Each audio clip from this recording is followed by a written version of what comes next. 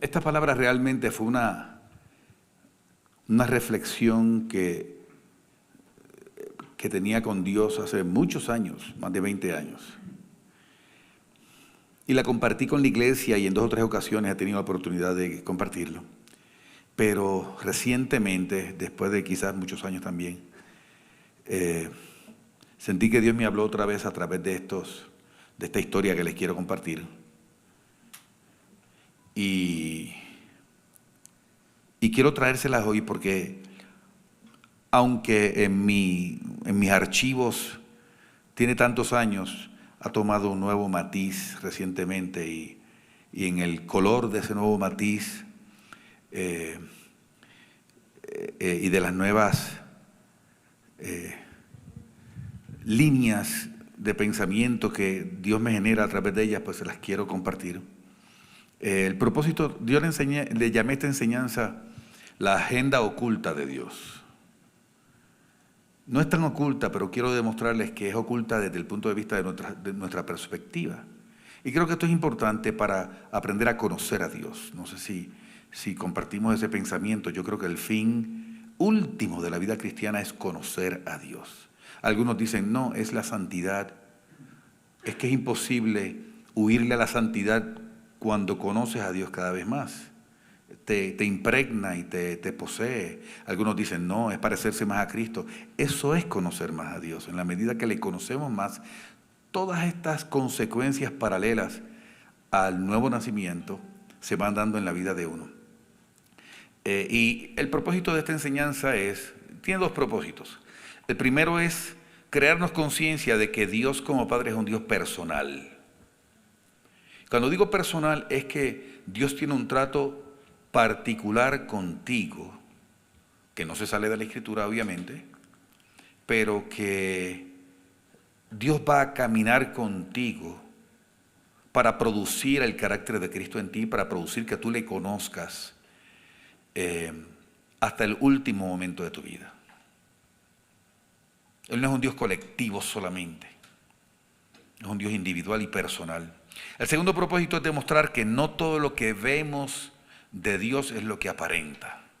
A veces juzgamos muy a priori, muy rápidamente, muy livianamente y no nos damos cuenta de una agenda que Dios tiene y que está queriendo cumplir en nosotros. Yo quiero comenzar con un versículo que mucha gente dice, ay sí, pastor, Filipenses 1:6, ya sabemos que ese es el versículo preferido del pastor José Aníbal. Es posible que sí, no sé, son otros los que se han dado cuenta de eso.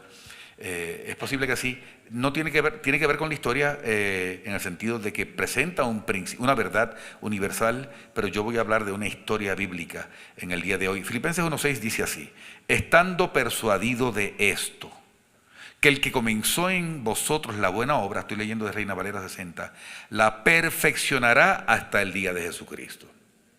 No me voy a quedar hablando del pasaje ni hacer una exégesis de él tampoco, porque como les digo, quiero referirme a una historia bíblica, pero hay ciertas cosas que aquí se desprenden que para mí son importantes. Lo primero es que Pablo está hablando de algo que él ha descubierto en el camino. Si se dan cuenta, cuando él dice, estando persuadido de esto, ¿qué es persuadido? Si fuera yo a parafrasear, pudiera decir, ¿sabes que yo no entendía esto antes? Yo no lo creía. Fue que fui persuadido en el camino de esta verdad. Quiere decir que estas verdades de Dios se van destapando ante nuestros ojos, en nuestro corazón, en nuestro espíritu, en la medida que caminamos con Él. Entonces Él dice, esta verdad que yo les voy a decir es una que he venido interiorizando gradualmente, he sido persuadido de esto, que el que comenzó en ti la buena obra la va a perfeccionar. Perfeccionar es madurar, adelantar, avanzar, hasta el día de Jesucristo.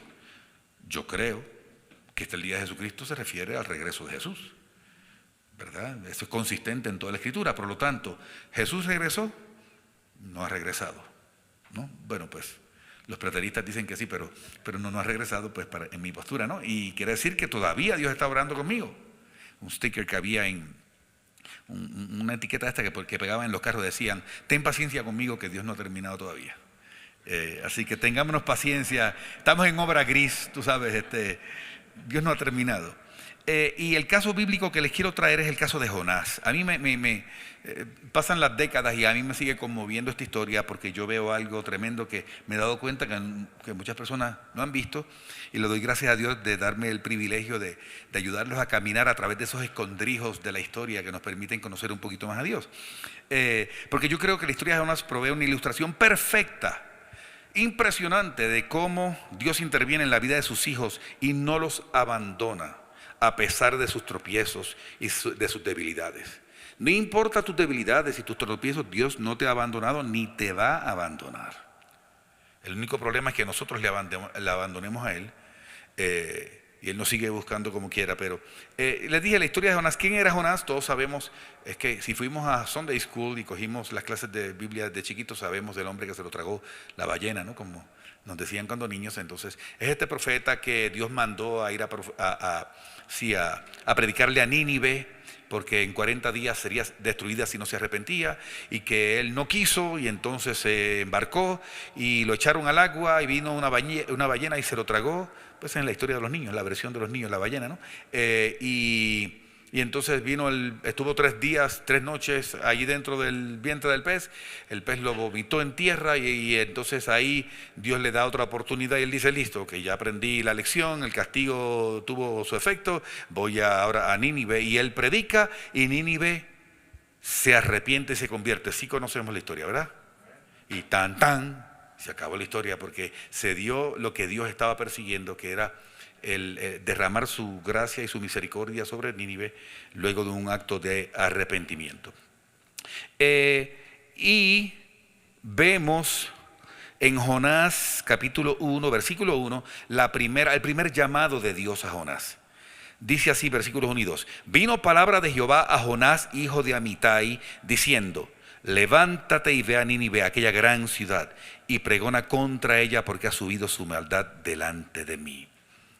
Aquí hay algo que a lo mejor pudiera tener o no tener relación con lo que les hablo, pero más probable sí que no. Y es que a veces la Biblia manda unos códigos. Así es que yo lo veo. Yo cuando leo la Escritura me siento leyendo una novela detectivesca, donde toca descifrar esas riquezas que están escondidas entre líneas, ¿no?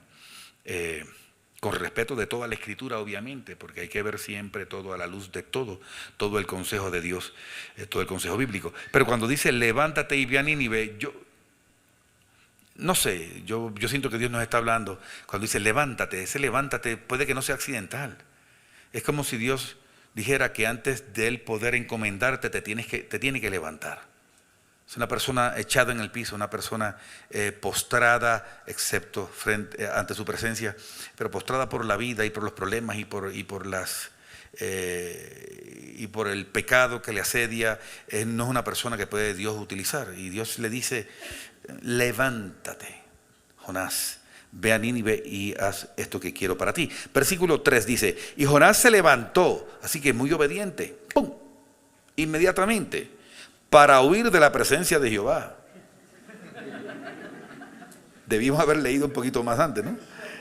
A Tarsis, y descendió a Jope y halló una nave que partía para Tarsis, y pagando su pasaje entró en ella para irse con ellos a Tarsis, lejos de la presencia de Jehová.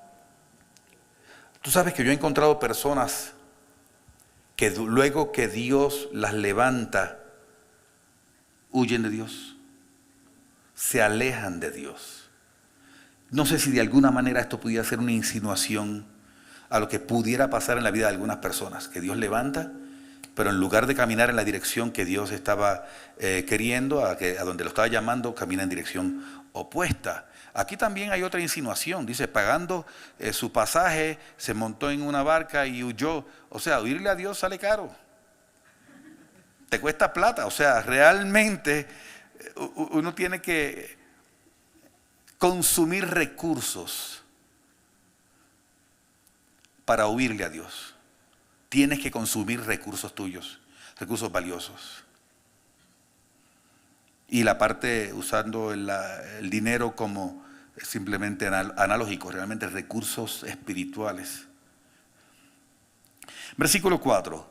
Pero Jehová hizo levantar un gran viento en el mar, y hubo en el mar una tempestad tan grande que se pensó que se partiría la nave.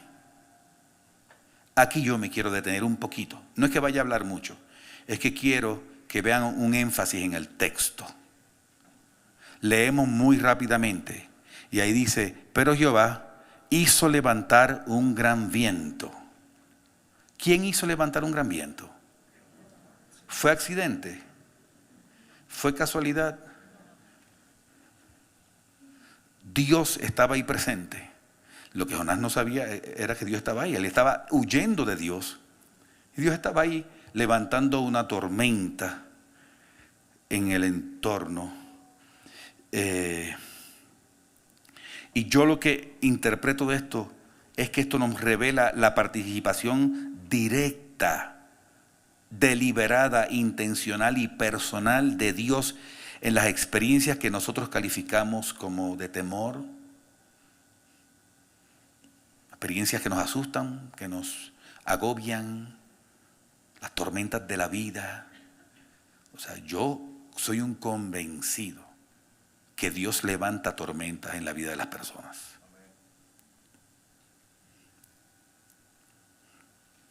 Jehová hizo levantar un gran viento. O sea que aunque Jonás ya había huido, había embarcado hacia Tarsis, Dios estaba ahí personalmente tras los pasos de Jonás para cumplir su fin. Uno de los cánticos hoy decía que Él está junto a mí. Te confieso que uno yo decía, ¿eso será bíblico? ¿No soy yo quien debe estar junto a Él? Y decía, no, la Escritura dice que Él está junto a mí como poderoso gigante. O sea, nosotros somos los que nos perdemos y Él tiene que ir a nuestro lado a rescatarnos. Claro que es bíblico. Y yo digo, ¿tú sabes qué le pasó a Jonás? Que él no leía la Biblia. Si hubiera leído la Biblia, hubiera encontrado lo que dice el Salmo 139. Mira lo que dice versículo 7 en adelante. ¿A dónde me iré de tu espíritu? ¿Y a dónde huiré de tu presencia? Si subiera a los cielos, allí estás tú. Si en el Seol hiciere estrado, he aquí allí estás. Si tomare las alas del alba y habitar en extremo del mar, aún allí me guiará tu mano y me asirá tu diestra. Yo creo que cuando él leyó esto dijo, me lo habrían dicho antes, me ahorro una platica. Y yo creo que a veces huimos de Dios manipulando nuestros pensamientos para sentir que Dios nos está inmiscuyendo en nuestros asuntos. Y aún en ese lugar de pecado que pudiera a veces, que pudiéramos algunos de nosotros en nuestra bajeza visitar o en esa debilidad, ¿sabes qué? Dios no se espanta con eso, Él está ahí al lado trabajando.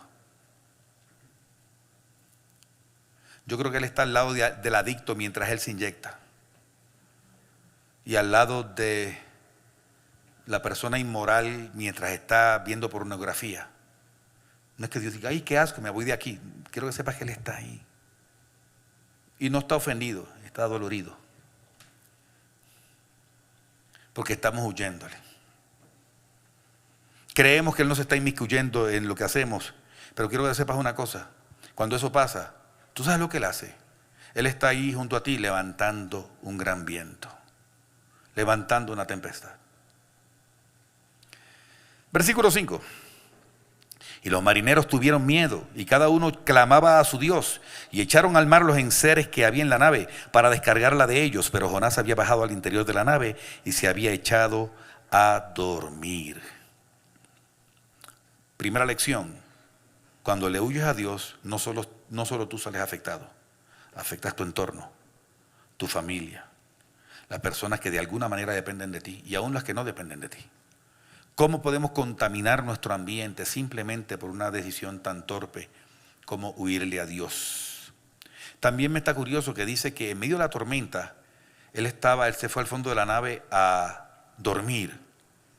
Yo he visto dos personas en la Biblia durmiendo en medio de la tormenta en el mar, pero por razones diferentes. Uno se estaba haciendo el dormido. No, estaba dormido, dice la Biblia, pero yo digo, ¿quién duerme en medio de un barco que se está sacudiendo? Y los discípulos desesperados, ¿recuerdan la historia? Y otro que parece que sí se fue a dormir. ¿Tú sabes de qué señala esto? De depresión. La persona que le huye a Dios termina deprimido en medio de la tormenta y no sé si sabes que eso es La persona que duerme durante el día mucho y que es huyéndole a los problemas es una señal de depresión en muchos casos. Es una forma de huir. Él decía, yo no sé si Dios es el que está causando esto, pienso yo, pero déjame dormirme y así no me doy cuenta. Miren al versículo 11, aquí hay algo clave. Y le dijeron, ¿qué haremos contigo para que el mar se nos aquiete? Porque el mar se iba embraveciendo más y más. Es un error pensar que dejando las cosas como están, en algún momento se van a arreglar solas. Tormenta no atendida es tormenta embravecida cada día más. Mientras no hagamos los ajustes que Dios está poniendo en nuestro espíritu, la situación va a empeorar progresivamente. Versículo 17. Pero Jehová tenía preparado un gran pez que tragase a Jonás. Miren el énfasis del pasaje otra vez. ¿No hay algo que les llama la atención? ¿Por qué lo leemos tan rápidamente? Cuando ahí dice que Dios tenía preparado, ni siquiera dice que entonces Dios le dio una orden a un pez que estaba cerca para que viniera y rescatara a Jonás, sino que dice, faltan 27, 26, 25, 4, 3. Tenía preparado un gran pez, así como el cordero fue inmolado desde antes de la fundación del mundo. O sea, no hay nada que coja a Dios por sorpresa. Ni tus caídas, ni tus pecados, ni mis huidas, ni mis debilidades no sorprende a Dios. Él tiene un plan y todo es en Cristo. Todo desprende de la cruz, todo.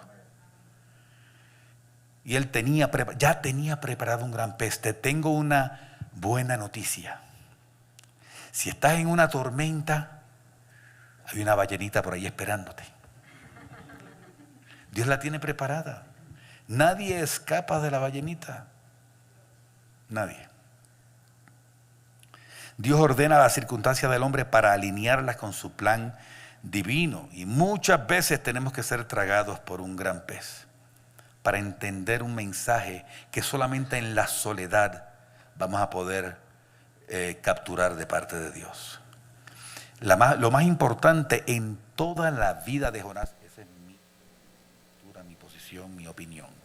Yo creo que lo más importante en toda la vida de Jonás fue un retiro que tuvo de 3 días. Ese retiro le cambió la vida. Por un retiro extremo. Por lo menos parcialmente se la cambió. Vamos a ver eso. Ese versículo termina diciendo, y estuvo Jonás en el vientre del pez 3 días y 3 noches. Sabemos las implicaciones también,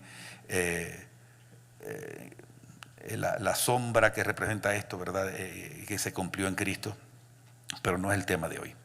La pregunta que yo me hago es, yo quiero que nos detengamos ahora y analicemos un poquito, pensemos un poquito. Jonás acaba de ser tragado por un gran pez. Pasó hace 10 segundos, por decir algo. ¿Qué creen ustedes? ¿Qué crees tú que él encontró allá adentro? Lo primero que yo creo que encontró fue oscuridad. Cuando el pez cerró la puerta, dime tú por dónde entra luz al vientre de un pez. ¿Habrá alguna lección para nosotros? ¿Se desprende algún mensaje espiritual para nosotros en esto? Yo creo que sí. Yo creo que cuando eso ocurre, eso representa confusión, inseguridad, soledad. No sé si te has sentido así alguna vez. Eso lo produjo Dios. Soledad, inseguridad, confusión, tinieblas. Yo creo que él ponía la mano así y él no podía ver sus dedos. Yo no sé a qué olería eso allá adentro. Yo dudo que fuera canela con manzana. O sea, yo creo que él tendría otros cadáveres flotando, peces y pulpitos y cosas flotando al lado. A lo mejor hacía una semana, ¿sabe Dios? No sé. Yo creo que buen olor no había. ¿Qué puede representar ese mal olor? Yo creo que puede representar rechazo, puede representar humillación, cuando la gente te traiciona o te saca el cuerpo. puede representar crítica, el señalamiento, el dedo juzgador de las personas. Mal olor. ¿Qué encontró Jonás? ¿Qué dieta habrá tenido Jonás en esos 3 días? Esa dieta se llama ayuno, porque no había nada que le apeteciera allá adentro que pudiera comer. Yo no creo que él ni se acordó que tenía hambre. Seguramente tuvo, porque en 3 días uno tiene hambre. Pero yo creo que ahí no había nada que comer, y yo creo que esto representa problemas financieros. Creo que representa escasez. Creo que representa la imposibilidad de uno tener acceso a las cosas normales que uno quisiera tener. Hay un elemento interesante ahí. Yo creo que si estaba en el estómago del pez, habría ácidos gástricos ahí dentro. O sea, le hago una pregunta: ¿cómo habrá dormido él en esos 3 días? No, él no durmió. No hay forma ni de acostarse. O sea, él estuvo de pie y sabe Dios si hasta aquí de ácidos gástricos no sabemos. ¿Qué representan esos ácidos gástricos? Representa enfermedad, malestar, cosas que atacan quizás tu cuerpo, tu vida. Sea como sea, creo que hago claro mi punto, ¿sí o no? Esos 3 días fueron el retiro más importante en la vida de Jonás. Porque alguna vez escuché una frase muy elocuente, y a lo mejor la han escuchado: cuando Dios va a tratar contigo, usa el pincel, y si no funciona, saca el cincel.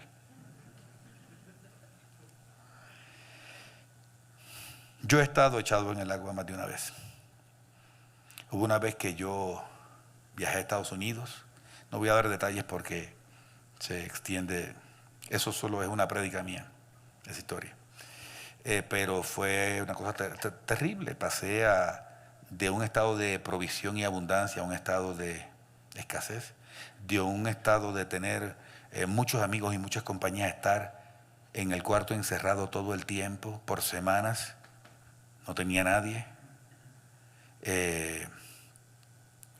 Enfermedad no tenía, pero sí soledad y tristeza, y se cerraron todas las puertas que se suponía que estaban abiertas. Fue una cosa terrible, pero cómo crecí y cómo aprendí. Ahora, ¿qué hizo Jonás? Capítulo 2. Entonces oró Jonás a Jehová su Dios desde el vientre del pez, y dijo: invoqué en mi angustia a Jehová, y él me oyó. Desde el seno del Seol clamé, y mi voz oíste. Me echaste a lo profundo. Él sabe quién lo echó allá. En medio de los mares, y me rodeó la corriente. Todas tus ondas y tus olas pasaron sobre mí. Entonces dijo: desechado soy de delante de tus ojos. Noten la parte práctica de lo que simbolizaba el ambiente donde él estaba. Desechado soy de delante de tus ojos, mas aún veré tu santo templo. Qué tremendo. Las aguas me rodearon hasta el alma, me rodeó el abismo, el arca se enredó a mi cabeza, descendí a los cimientos de los montes, la tierra echó sus cerrojos sobre mí para siempre, mas tú sacaste mi vida de la sepultura, oh Jehová, Dios mío. Cuando mi alma desfallecía en mí, me acordé de ti, de Jehová, y mi oración llegó hasta ti en tu santo templo. Los que siguen vanidades ilusorias, se puso hasta a filosofar. Su misericordia abandona, mas yo con voz de alabanza te ofreceré sacrificios, pagaré lo que prometí. La salvación es de Jehová. Él oró y él se humilló. Él entendió el mensaje, entendió el propósito del retiro. Yo les hago una pregunta: ¿cuánto tiempo crees tú que habrá pasado desde que se cerró la boca del pez y él quedó adentro hasta que él hizo esta oración? Pues serían conjeturas, no hay información para saber eso. Pero yo creería que pasaron 5 segundos. O sea, ¿quién se encuentra allá adentro? ¿Entiende algo? Lo que unos interpretan como tragedia es salvación. Ese pez salvó la vida de Jonás. No solamente le salvó la vida, se la salvó 2 veces porque lo transformó. Por lo menos parcialmente, voy a eso. Y esto es interesante. Yo creo que a lo mejor Jonás oró a los 5 segundos, o al minuto, o a los 30 segundos. Sin embargo, el pez no lo vomitó a los 30 segundos.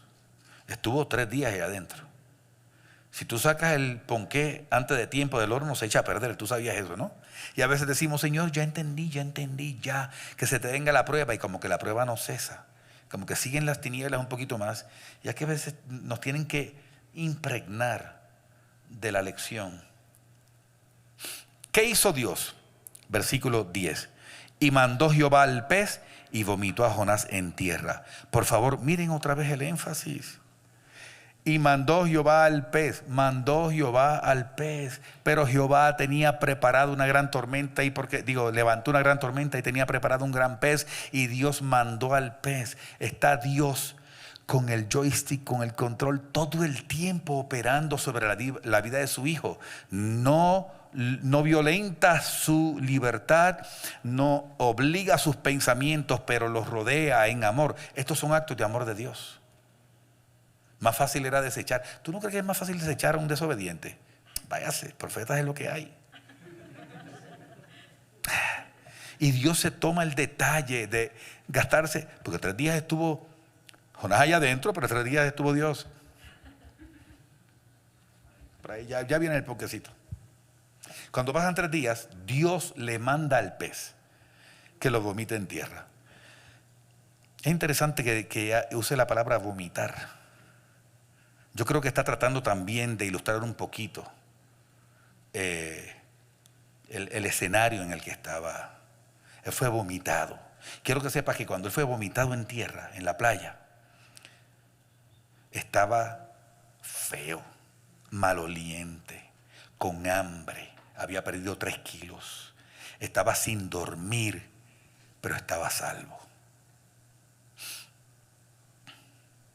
Mandó Jehová al pez y vomitó a Jonás en tierra. Esto es lo que yo le llamo un examen de habilitación. Porque no sé si se fijan cómo empieza el capítulo 3. Vino palabra de Jehová por segunda vez a Jonás, hijo de Amitai, eso lo sabemos, diciendo: levántate y ve a Nínive, aquella gran ciudad, proclama en ella el mensaje que yo te diré. Yo no sé, pero eso es como si hubiera hecho rewind. Vamos a empezar. Jonás, ok, empezamos. No ha pasado nada, mijo, tranquilo. Vamos al principio. Y vino palabra de Jehová a Jonás, diciendo: levántate, Jonás, y ve a Nínive. Ok, y dale la palabra. Él le dio una segunda oportunidad. Y el versículo 3 dice: y se levantó Jonás y fue a Nínive, conforme a la palabra de Jehová. Tremendo. El desenlace fue un tanto diferente, si lo vemos, ¿no? Ok, ¿cuál fue el resultado? Voy a leerlo bien rápido, Jonás 3:4 en adelante. Y comenzó Jonás a entrar por la ciudad camino de un día, y predicaba diciendo: de aquí a 40 días Nínive será destruida. Y los hombres de Nínive creyeron a Dios y proclamaron ayuno, y se vistieron de cilicio desde el mayor hasta el menor de ellos. Y llegó la noticia hasta el rey de Nínive, y se levantó de su silla, se despojó de su vestido y se cubrió de cilicio, y se sentó sobre ceniza, e hizo proclamar y anunciar en Nínive por mandato del rey de sus grandes, diciendo: hombres y animales, bueyes y ovejas, no gusten cosa alguna, no se les dé alimento ni beban agua, sino cúbranse de cilicio, hombres y animales, y clamen a Dios fuertemente, y conviértase cada uno de su mal camino, de la rapiña que hay en sus manos. Quién sabe si se volverá y se arrepentirá Dios, y se apartará del ardor de su ira, y no pereceremos. Y vio Dios lo que hicieron, que se convirtieron de su mal camino, y se arrepintió del mal que había dicho que les haría, y no lo hizo. Como una pequeña también enseñanza paralela. Un país puede cambiar cuando hay un gran líder. Este era un gran líder, porque era un pagano corrupto, pero cuando Dios habló y se dio cuenta, usó su liderazgo para traer la salvación a Nínive. Entonces aquí vemos, miren, un final feliz. ¿Estamos de acuerdo? Entonces se arrepintió el 100% del país. Ni Billy Graham tenía ese éxito. 100% de resultados. No, ni Billy Graham, nadie. 100%. No, eso es histórico. Ese es un episodio único en la Biblia, que sepamos, donde el 100%, hasta los animales, hasta las garrapatas se arrepintieron después de 3 días de ayuno, imagínate. Entonces vemos, aquí se registra el final feliz de la historia de Nínive. Pero hay un problema. Y en esto caí en cuenta yo hace un tiempo. Yo decía, si esto fuera una película, debería salir como salía antes en la película The End, el final. Y los créditos, ¿verdad? Claro, si fueran los Avengers saldría otro poquito más después, pero...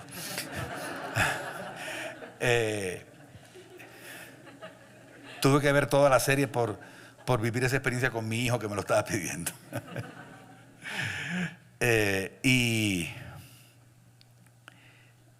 Pero esto es terminando el capítulo 3 de Jonás. Pero Jonás tiene 4 capítulos. No sé si a usted le ha pasado viendo una película que uno dice, yes, tremendo final. Y tú dices, no se ha acabado. ¿Tú sabes por qué? Porque Dios había terminado con Nínive, pero no había terminado con Jonás. Todo esto tenía que ver con Jonás. Veamos. ¿Cuál fue la reacción de Jonás? Yo me imagino que le diría, Señor, gracias. Tremendo, tremendo, no lo puedo creer. Yo creo que cuando esto quede en las páginas de la Biblia, yo seré como el único que se llevó el mérito, pero la gloria es tuya, 100%. Y fui desobediente, pero tú me... Ok. Jonás 4:1, pero Jonás se apesadumbró en extremo y se enojó. Aquí yo no sé si él era bipolar o qué, o sea, no entiendo. No entiendo. El tipo estaba bravo porque Nínive se arrepintió. Y esta fue una reacción que yo catalogo de absurda, no sé. Algo no está funcionando aquí, pero Dios lo sabía. Versículo 2, y oró a Jehová. Y esta oración no se parece a la que leímos hace un rato. Y dijo, ahora, oh Jehová, ¿no es esto lo que yo decía estando aún en mi tierra? Por eso me apresuré a huir a Tarsis, porque sabía yo que tú eres Dios clemente y piadoso, tardo en enojarte y de grande misericordia, y que te arrepientes del mal. Ahora pues, oh Jehová, te ruego que me quites la vida, porque mejor me es la muerte que la vida. O sea, él tenía un problema de amargura terrible. Era un religioso de esos que quieren que caiga fuego del cielo sobre los impíos. Dice, yo no quiero predicarle porque, ¿y si se convierten? Dios diría, pues esa es la idea, mi hijo. No, o sea, esos son unos bandidos paganos. Y ahora él estaba bravo porque se salvaron.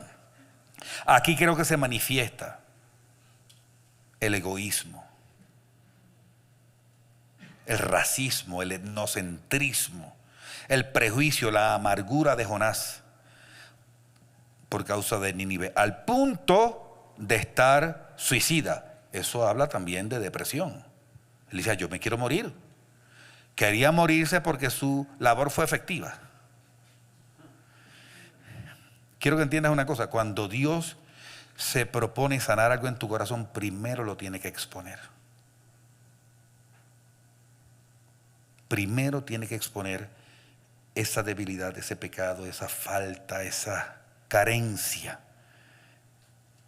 Alguna vez había un hombre con la mano seca, ¿recuerdan? Y Jesús, antes de sanarlo, ¿sabe lo que le dijo? Extiende tu mano. La mano que él escondía seguramente, porque era la fea. Extiéndela. Y él tuvo que pasar la vergüenza y hacer esto delante de todo el mundo. Antes de Dios sanarte de eso que quieres que te sana, primero lo expone. No tengas pena, no tengas temor. Versículo 4, y Jehová le dijo, ¿haces tú bien en enojarte tanto? Yo creo, quizás me pongo un poco creativo, un poquito Steven Spielberg, no sé, pero yo pienso que Dios seguramente lo que le dijo fue, Jonás, ¿haces tú bien en enojarte tanto?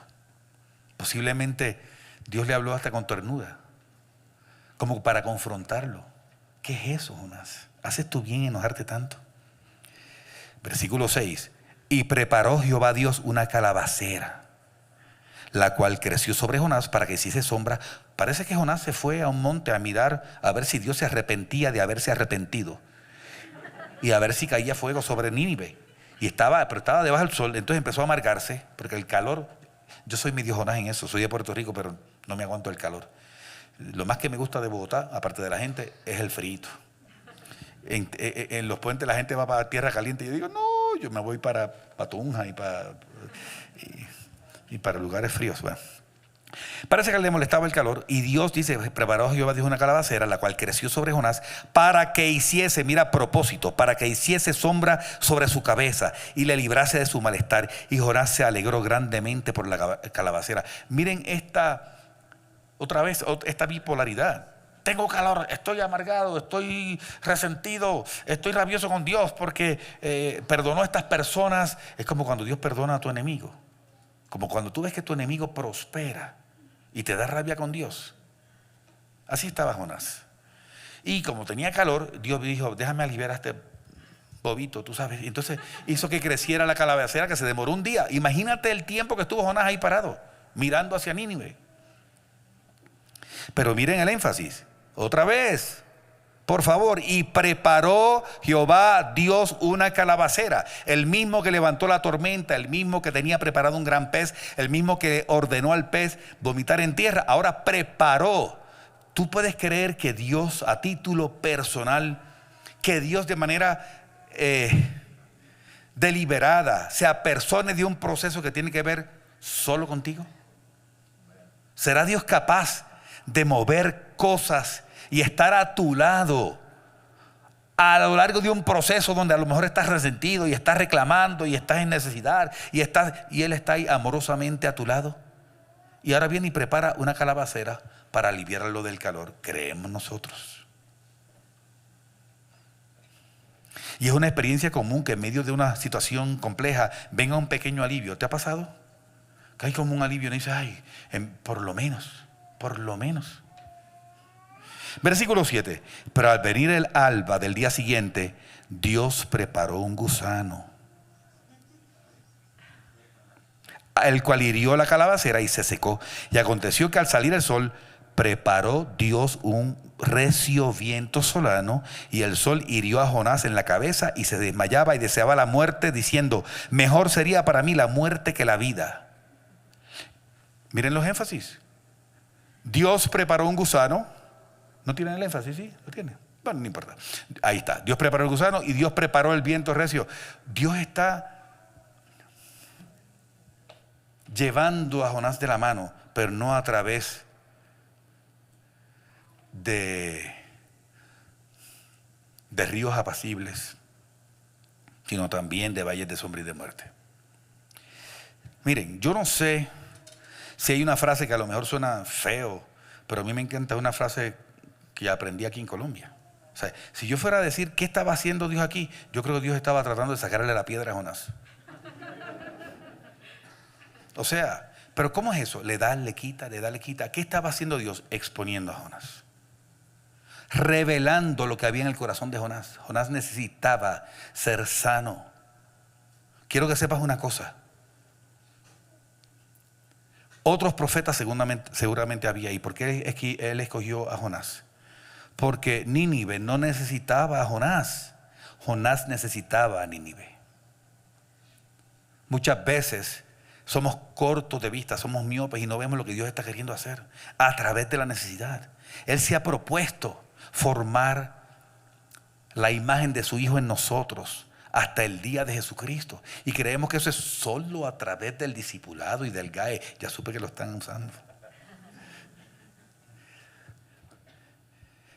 O sea, pues, claro, ese es el pan, pero el laboratorio es este. Cuando tú te llevas el GAE para tu casa, las prédicas, los mensajes, eso es teoría. Eso es chévere decir, sí, estuvo bonito la prédica o el discipulado hoy estuvo tremendo. Pero cuando llega ya el domingo y enfrentas a tu esposa o tu esposo, o al vecino y mañana al jefe, ahí aparecen los nínives. Ahí es que Dios quiere manifestarse.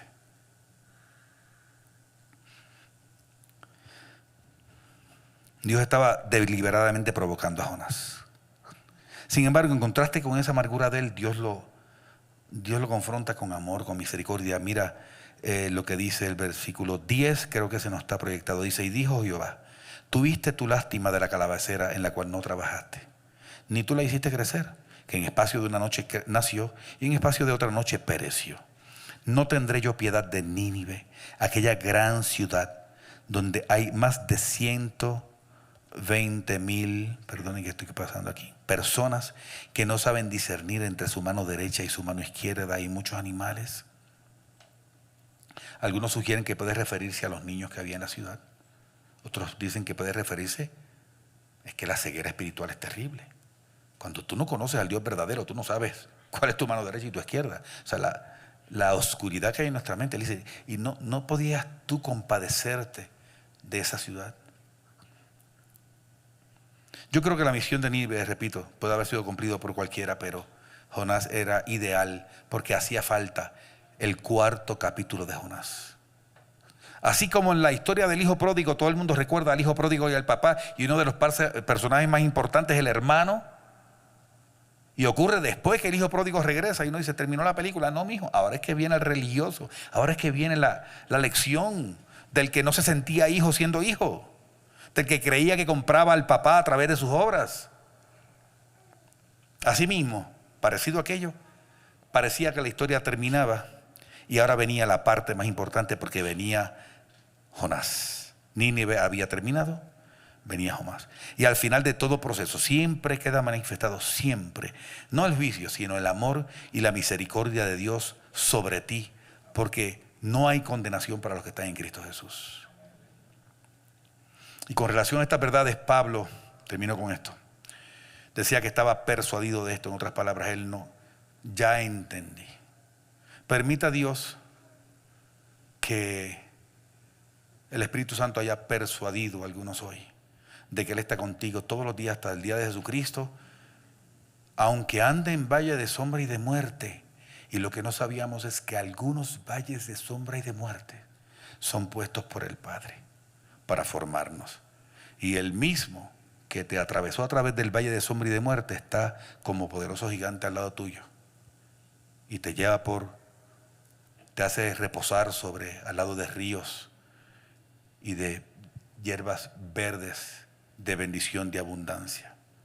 La Biblia dice que cuando Dios creó todas las cosas en Génesis 1, vio a la tierra desordenada y vacía, no la abandonó, no la destruyó, la visitó, inventarió y tenía al cordero inmolado desde antes de la fundación del mundo para un ser que iba a crear en el día 5, pero que él sabía que iba a caer, como sabe de nosotros.